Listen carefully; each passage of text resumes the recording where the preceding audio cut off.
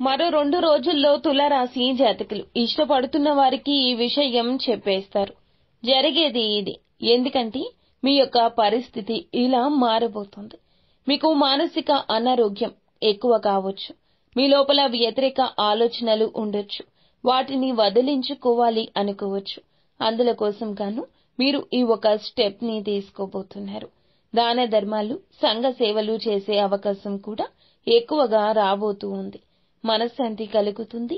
పాల వ్యాపారం చెందిన వారు ఈ రోజు ఆర్థిక ప్రయోజనాలు పొందుకుంటారు. కుటుంబ సభ్యులతో శాంతిపూర్వకమైన ప్రశాంతవంతమైన రోజుని గడపగలుగుతారు. ఇక ఎవరైనా మిమ్మల్ని సమస్యల పరిష్కారం కోసం కలిస్తే గనక వాటిని పెడచెవిన పెట్టండి.